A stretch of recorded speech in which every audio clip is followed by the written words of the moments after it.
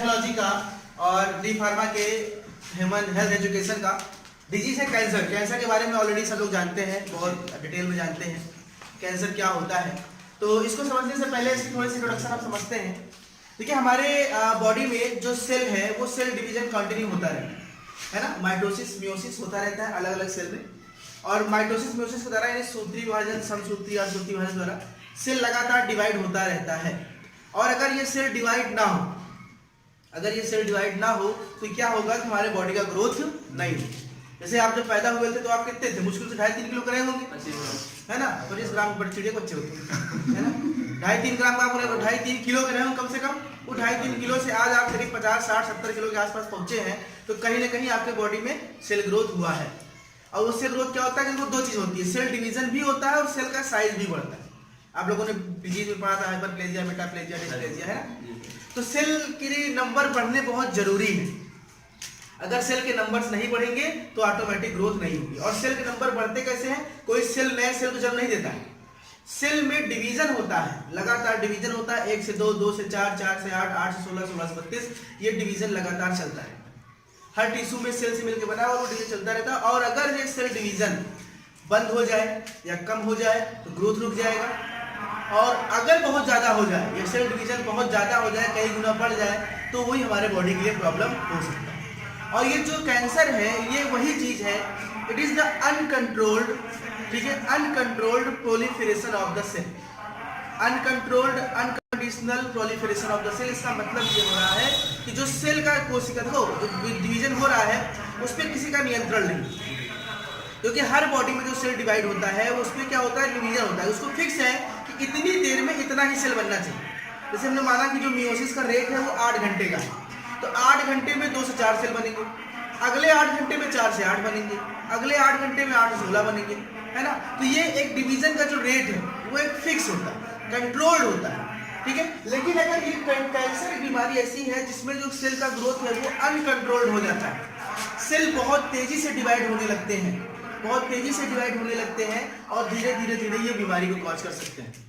अब आपने पैथोलॉजी में लास्ट टर्म में क्लास में पढ़ा था कि एपोप्टोसिस, याद आया वर्ड पढ़ा था एपोप्टोसिस। एपोप्टोसिस का मतलब क्या होता है कि जो पुरानी सेल होती है बॉडी की, वो पुरानी सेल ऑटोमेटिक किल होने लगती है, मरने लगती है। यानी कि देखो, जैसे संसार का बैलेंस बनाने के लिए जनसंख्या बढ़ रही है तो बूढ़े लोग मर भी रहे हैं। अगर ऐसा हो कि सिर्फ किसी परिवार में बच्चे पैदा ही हो लेकिन बूढ़े कोई ना मरे, तो आज हर घर की आबादी कम से कम 2500-3000 की है ना।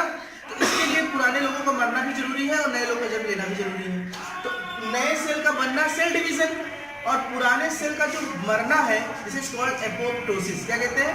एपोप्टोसिस। तो जब एपोप्टोसिस खत्म हो जाए, कैंसर में क्या होता है कि जो सेल में अनकंडीशनल सेल ग्रोथ होने लगती है, डिवीजन होने लगता है, नंबर बढ़ने लगते हैं, लेकिन एपोप्टोसिस बंद, यानी नए बच्चे पैदा हो रहे हैं लेकिन बूढ़े मर नहीं रहे। पुरानी सेल मरेगी भी नहीं, वो अजर अमर हो जाएगी, एकदम टाइम मरवा नहीं करेगी, और नई सेल लगातार बन रही है। तो क्या देखेंगे कि किसी पर्टिकुलर एरिया में जहाँ पे ये प्रॉब्लम हो रही है वहाँ पे सेल का एक मास डेवलप हो जाएगा, सेल ज्यादा बनने लगेगा। एग्जाम्पल के तौर पे देखिए, ये कोई मान लीजिए नॉर्मल से बॉडी टिश्यू है, उसमें कई सेल इकट्ठा हुए। अब ये सेल भी करते करते एक थोड़ा सा ग्रोथ निकल गया। ग्रोथ कैसे भाई? नई सेल लगातार बन रही है, पुरानी बन नहीं रही है, सेल से ज्यादा हो जाएगी, तो वो अपने नॉर्मल सेल से ज्यादा हो जाएगा भाई, अपने नॉर्मल सेल से थोड़ा सा ज्यादा हो जाएगा। तो नॉर्मल सेल ज्यादा हो जाएगा तो बाहर एक थोड़ा सा ग्रोथ निकलेगा। इस ग्रोथ को नियोप्लाज्म कहते हैं। क्या बोलते हैं? नियोप्लाज्म। सबसे पहले जब किसी कैंसर की शुरुआत होती है तो जो ट्यूमर बनता है छोटा वाला, उसे ट्यूमर क्या कहिए, सेल ग्रोथ कहिए। थोड़ा सा ग्रोथ होता है उसे नियोप्लाज्म बोलते हैं। बाद में यही नियोप्लाज्म थोड़ा सा टाइट हो जाता है, हार्ड हो जाता है, क्योंकि पुरानी सेल मर नहीं रही है, नई सेल बढ़ती जा रही है। तो धीरे धीरे धीरे सेल बढ़ते बढ़ते वो नियोप्लाज्म हार्ड हो जाता है, तो वो हार्ड होकर ट्यूमर का रूप ले लेता है। किसका रूप ले लेता है? ट्यूमर।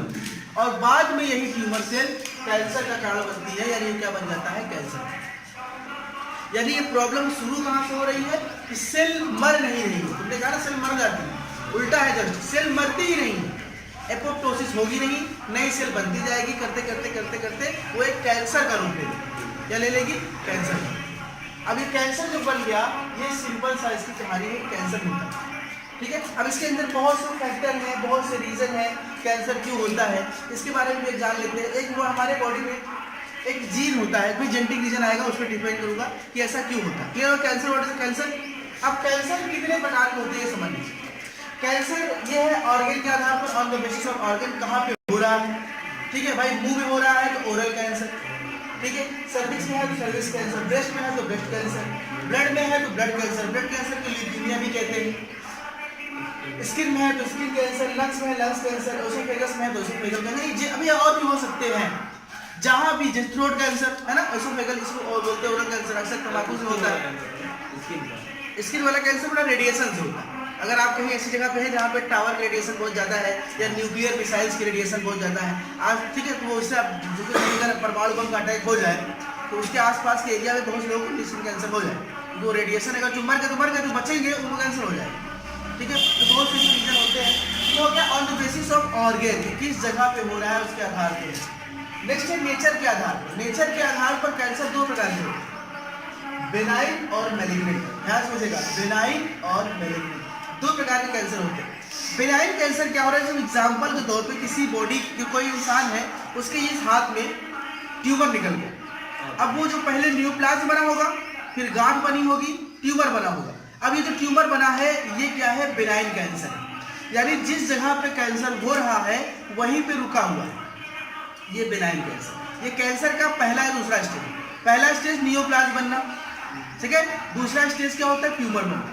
और ट्यूमर जो बन गया वही कैंसर के ट्यूमर को फर्स्ट सेकंड स्टेज है, उसको बेनाइन बोलते हैं, बेनाइन ट्यूमर बोलते हैं, बेनाइन स्टेज बोलते हैं या बेनाइन कैंसर बोलते हैं। बेनाइन को आप कोरिलेट करो बिगिनिंग से, बिगिनिंग मतलब प्रारंभ होता है ना, बिगिनिंग मतलब प्रारंभ, ये प्रारंभिक स्टेज है बेनाइन कैंसर। अगर किसी पेशेंट को नियोप्लाज्म अवस्था में कैंसर है तो उसको हम ट्रीटमेंट कर सकते हैं। बेनाइन अवस्था में है यानी बेनाइन मतलब ट्यूमर बन चुका है तो भी पॉसिबिलिटी है कि ज़्यादा करके हम कर सकते हैं। जैसे आपको पता होगा युवराज सिंह को कैंसर था, लेकिन युवराज सिंह का कैंसर नियोप्लाज्म स्टेज में था। नियोप्लाज्म स्टेज होने के कारण उसके फिजियो, जब उनका फिजियो होता उसने जान लिया, इलाज कराया, वो सही हो। कुछ लोगों का कैंसर यहाँ तक आ जाता है तो उसमें बहुत दिक्कत होती है, पूरा कीमोथेरेपी, रेडियोथेरेपी बहुत चीज़ चलती है, तो बॉडी की बहुत नुकसान भी हो जाती है इस चीज़ में। ये हमारा ट्यूमर में होता है। ये सेकेंड हो गया हमारा बेनाइन। ये दूसरा होता है मैलिग्नेंट कैंसर। बेनाइन के बाद मैलिग्नेंट, मैलिग्नेंट बेनाइन के बाद की स्टेज, ये बहुत ही गंदी स्टेज है। इसमें क्या होता है, metastasis. What is the metastasis, इसको समझो। जैसे किसी इंसान के हाथ में कैंसर या किसी ब्रेस्ट में किसी लेडीज कैंसर, तो कैंसर पहले आया बेनाइन स्टेज में, और अगर तब भी वो उसका ट्रीटमेंट नहीं हो रहा है तो धीरे धीरे धीरे वो वहाँ से निकलेगा और ब्लड की सहायता से आपके कई बॉडी ऑर्गन में पहुँच जाएगा। जैसे पैनक्रियाज में, आपके स्टमक में, आपके इंटेस्टाइन में, आपके लंग्स में, उसके कुछ टुकड़े फैल करके अलग अलग ऑर्गन पे जाना शुरू कर देंगे। This is called the malignancy या मैलिग्नेंट कैंसर। ये सबसे खतरनाक स्टेज है। इंसान की जान इसी स्टेज जाती है, क्योंकि अभी तो एक जगह पे था, एक ही जगह दिक्कत हो रही थी, लेकिन अब इसका पार्ट निकल के उसके मतलब कई भागों में टूट गया, और एक भाग लंग्स में, एक भाग लीवर में, एक भाग स्टमक में, एक भाग इंटेस्टाइन में, ऐसे सब पहुंच गया। अब वो कैंसर जहाँ जहाँ ये टिश्यू पहुंचे हैं वहाँ कैंसर फैलना शुरू, और इस स्टेज में फिर इंसान की मौत होने लगती है। सारे ऑर्गन धीरे धीरे खराब होने लगते हैं, और एक बार ट्यूमर के बेनाइन से मैलिग्नेंट स्टेज में गया तो पेशेंट ज़्यादा से ज़्यादा 1.5 से 2 महीने जिंदा रहेगा बस। जब तक इस स्टेज में है चांसेस बहुत अच्छी है, ट्यूमर स्टेज में भी चांसेस रहता है वो 1-2 साल जी जाएगा। लेकिन अगर जिस बार मैलिग्नेंट स्टेज में आया उस दिन आप देखेंगे कि वो पेशेंट का कलर बदल जाएगा स्किन के, वो तुरंत बेड पकड़ लेगा, उसका खाना पीना उठना बोलना सब बंद हो जाएगा, और मैक्सिमम से 30 से 35-40 दिन के अंदर उसकी डेथ हो जाएगी। ये बहुत खतरनाक चीज़ है कैंसर। ठीक है, मेरे ख्याल से क्लियर हो गया what is the meaning of benign और मैलिग्नेंट। क्लियर हो गया। अब आगे बात करते हैं कि कैसे हम पहचानेंगे कि जो कोई ट्यूमर है वो कैंसर है। क्लियर है भाई, बहुत सी चीजें होती है, बहुत सी गांठ निकल आती है, आपको चोट लग गई, गुल्ला निकल गया हड्डी वड्डी में, आप कहीं किसी की गांठी निकली रहती है, तो आप कैसे पहचानेंगे कि वो जो कैंसर, वो जो हमारा ट्यूमर है वो कैंसर का ही है कि नहीं। तो नेक्स्ट स्टडी में कैरेक्टरिस्टिक्स ऑफ कैंसर सेल, कैसे हम पहचानेंगे कोई सेल हमारा कैंसर का है। Growth do not follow proper signal. पहली बात तो मैंने बताया कि इसका ग्रोथ एक प्रॉपर मैनर में होता है कि आज इतना बढ़ेगा, कल इतना बढ़ेगा, इसमें कोई कंडीशन नहीं, कोई फॉलोमेंट नहीं, जितना मन जैसा हुआ वैसे बढ़ रहा है और हार्ड हो जाएगा। नॉर्मल ट्यूमर जो होंगे वो थोड़े से सॉफ्ट होंगे, लेकिन ये हार्ड होता जाएगा, इसमें कोई पेन नहीं होगा, दर्द आपको बिल्कुल नहीं। नॉर्मल ट्यूमर में आप टच करेंगे तो आपको दर्द होगा, लेकिन कैंसर के ट्यूमर में आप कितना उसको दबाइए, छुइए, कुछ भी करिए, आपको पेन नहीं होगा। ठीक है, कोई सिग्नल नहीं होता, कोई सिग्नल ब्रेन में नहीं जाता है, इसलिए हमारा बॉडी उसको ट्रीट भी नहीं कर पाता। अभी ब्रेन तब ठीक करेगा तो उसको पता चलेगा, तो उसको पता ही नहीं चल रहा है तो क्या ठीक करेगा। नो एपोप्टोसिस, बताया मैंने कि सेल डेथ क्या होती है, पूरी तरह से बंद हो जाती है, जो पुरानी सेल है वो मरना बंद हो जाती है। Uncontrolled cell division, cell division में कोई नियंत्रण नहीं, 2 से 4, 4 से 8 हो रहा है, लगातार हो रहा है, और धीरे धीरे धीरे तो 4 घंटे में ही बढ़ना शुरू हो जाता है। इन्वेट टिश्यू मेटास्टेसिस बताया ना कि वो जो ट्यूमर है वो एक स्थान से निकलेगा और बॉडी के दूसरे पार्ट तक भी जाना शुरू कर देगा, दिस इज कॉल्ड मेटास्टेसिस। जैसे बोलते हैं इन्वेट टिश्यू किसी टिश्यू के अंदर इंटर करना। क्लियर हो गया? अब ये हो गया। अब कौन कौन से फैक्टर्स हैं इसकी बात करेंगे। फैक्टर्स कौन कौन से हैं कि कैंसर के, कि क्यों कैंसर हो सकता है, कौन कौन से कारण है कैंसर होने के। जेनेटिक्स पहला कारण है, एपिजेनेटिक्स दूसरा कारण है, और मेटास्टेसिस तीसरा कारण। जेनेटिक्स पहला कारण होता है कि देखो जेनेटिक्स में बात यहाँ पे जीन की आ रही है। देखो हमारे पूरे बॉडी में, अब ये बहुत ध्यान से समझना, हमारे बॉडी में भगवान ने, अगर हम जीन की बात करें तो 2 जीन बनाए हैं। एक बनाए हैं onco suppressor gene, onco suppressor gene बनाया है, और एक बनाया है ऑन्को स्टिमुलेटेड जीन। ऑन्को मतलब होता है cancer cell, onco cancer cell बोलते हैं। हमारी बॉडी में भगवान ने वो जीन बना के भेजा है सप्रेसर वाला, जो किसी भी सेल के ग्रोथ को रोक देता है, और एक ऑन्को स्टिमुलेटिंग सेल भी है जो सेल की ग्रोथ को बढ़ा देता है। जैसे आपने याद है कल हमने आपको ऑस्टियोपोरोसिस पढ़ाया था, तो बताया था ऑस्टियोब्लास्ट, ऑस्टियोब्लास्ट एक बोन फॉर्मिंग सेल होता है, एक बोन ईटिंग सेल होता है। उसी तरह हमारे शरीर में जीन भी 2 प्रकार होते हैं, ऑस्टियो सप्रेसर और ऑस्टियो स्टिमुलेटिंग। एक आपके सॉरी ऑन्को जो कैंसर के सेल को, मतलब किसी भी सेल की ग्रोथ को बढ़ा भी देते हैं और घटा भी देते हैं, और ये दोनों हमारे बॉडी में बैलेंस रहते हैं, क्योंकि सेल का ग्रोथ ना तो घटने पाए और ना तो बढ़ने पाए। इंसान का ग्रोथ जिस लेवल पे होना चाहिए उसी लेवल पे उसका ग्रोथ धीरे धीरे चल रहा है। अब इस केस में क्या हो रहा है, जेनेटिक्स फैक्टर में जो ये ऑन्को सप्रेसर जीन है वो खत्म होने लगते हैं, वो डेड होने लगते हैं, और ये जीन बढ़ने लगते हैं।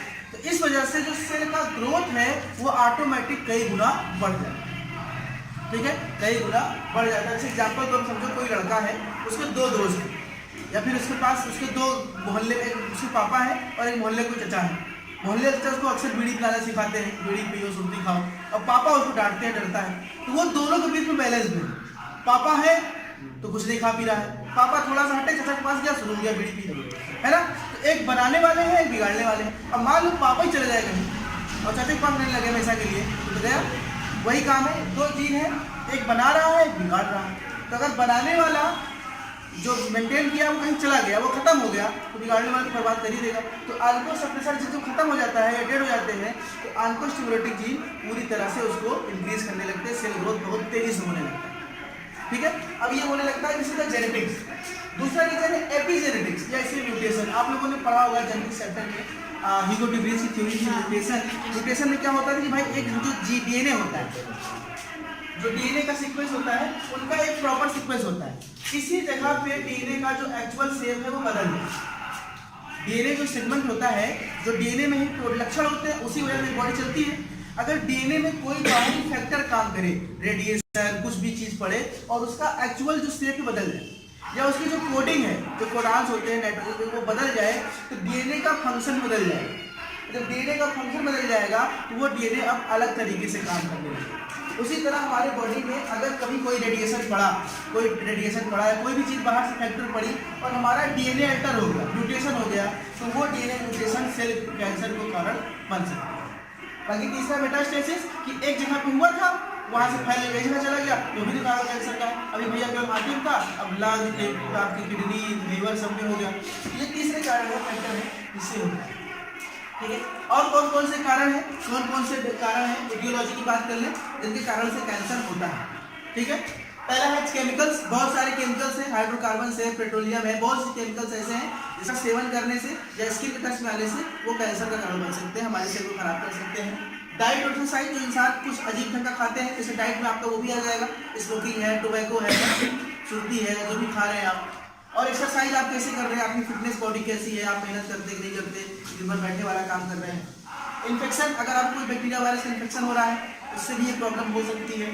रेडिएशन मैंने बताया आपकी जिस एरिया में आपके हैं वहाँ पे रेडिएशन हो रहा है, मान लीजिए कोई एरोप्लेन जाती है रेगुलर या मोबाइल टावर्स बहुत पास में जो भी कैंसर कारण बनते हैं रेडिएशन से।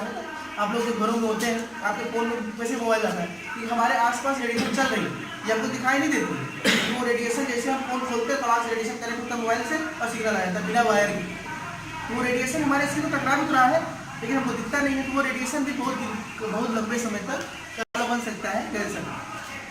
हेरिडिटी बताया ना, माता पिता से बच्चों भी आ सकता है, वो जीन वाला मैटर है, ठीक है। फिजिकल एजेंट्स बहुत से ऐसे फिजिकल कारक भी होते हैं, कहीं चोट लग गई या फिर आप कहीं गिर गए थे या बहुत कुछ आपने ऐसे क्लोज कॉन्टैक्ट में आ गए किसी ऐसी चीज़ की जो आपके सेल डैमेज कर रहा है। हार्मोन्स बहुत से बॉडी में होते हैं, ठीक है। ये हो साइन सिम्टम आप जानते ही होंगे। पहला साइन सिम्टम क्या है कि जिस एरिया में ग्रोथ हुआ है वहाँ पे आपको सेल का ओवर ग्रोथ हो जाएगा, ठीक है। बॉडी वेट घटने, आपने किसी कैंसर पेशेंट का देखा हो तो बॉडी वेट घटने लगते हैं, बॉडी वेट घटेगा, धीरे धीरे उसका वेट लॉस होगा, आपको इसकी यूरिनेशन लेवल घट जाएगा, जो यूरिनेशन लेवल लगभग 1.5 लीटर होता है पर डे वो घट के 300-400 में आ जाएगा, ठीक है। इससे का कलर चेंज होने लगता है, ब्लड सर्कुलेशन डाउन होने लगता है, ब्लड प्रेशर बहुत डाउन हो जाता है, यानी देखा जाए तो शरीर को जितनी कुल गर्म होता है वो हो ही जाता है, वो उसको साइन सिम्टम्स कर जाए। तो लास्ट वर्ड पे आते हैं हम लोग इसका ट्रीटमेंट में आ जाए कि इसका इलाज कैसे करते हैं। तो इसका इलाज आज तक बहुत अच्छे संभव नहीं हो पाया है। नियोप्लास्ट स्टेज में होगा तो कैसे कंप्लीट कर सकते हैं। इसके दो होता है, एक होता है रेडियोथेरेपी और कीमोथेरेपी, दो इसके ट्रीटमेंट है। रेडियोथेरेपी और कीमोथेरेपी में क्या ट्रीटमेंट है, इसकी सर्जरी कभी नहीं करते। कैंसर को बोला जाता है कर्क रोग, हिंदी में कहते हैं कर्क रोग। कर्क रोग मतलब ये होता है कि केकड़ा, क्यों नाम रखा है केकड़ा, इसका नाम हिंदी शब्द रीजन, क्योंकि जो कर्क रोग है, जो कर्क होता है केकड़ा, वो एक बार में हजारों बच्चे देता है। केकड़ा जन्म देता है तो एक बार में हजारों बच्चे देता है। उसी तरह जो कैंसर की सेल होती है वो एक सेल से हजारों सेल ग्रोथ हो जाती है, इसलिए इसका नाम कर्क रोग रखा गया है, कैंसर सेल रखा गया है। अब इसके लिए इसका सर्जरी से नहीं करते क्योंकि जैसे ही इसमें कोई एक्सटर्नल एजेंट या ब्लेड या चाकू लगा इसकी ग्रोथ कई गुना बढ़ जाए, इसलिए इसकी सर्जरी करना बहुत, अगर आपने सर्जरी किया तो जो पेशेंट 1 साल जिंदा रहने वाला था वो शायद 1 महीना जिंदा रहे। Radiotherapy, chemotherapy. रेडियोथेरेपी में क्या होता है कि अगर पेशेंट नियोप्लास्ट या ट्यूमर स्टेज में है या किसी सेफ जगह पे छोटा सा है, उस केस में हम रेडिएशन दे करके, लाइट दे करके उस सेल को जला देते हैं, उस सेल को जला देते हैं, ट्यूमर को जला देते हैं। और इसका नुकसान क्या है कि अगल बगल की भी बहुत सारी सेल जल जाती है, तो इसमें पेशेंट को बहुत दिक्कत होती है। लेकिन इसका ट्रीटमेंट बहुत दर्दनाक है ही, बहुत खतरनाक। रेडियोथेरेपी बहुत पेन होता है, इसमें बहुत पेन होता है। कीमोथेरेपी क्या करते हैं, हम केमिकल देते हैं, दवाओं का सीरीज देते हैं, ढेर सारी दवाओं का सीरीज देते हैं, पैटर्न देते हैं, इसको देते हैं। इसका साइड इफेक्ट क्या है कि पूरे स्किन में रैशेज हो जाते हैं, स्किन कलर डाल हो जाता है, बाल बिगड़ जाते हैं, ये सब क्या होता है, इसकी प्रॉब्लम है। तो रेडियोथेरेपी, कीमोथेरेपी, इसको डिटेल में आपको नहीं पढ़ना था। ये था इंट्रोडक्शन ऑफ कैंसर। समझ आ गया सबको? ठीक है।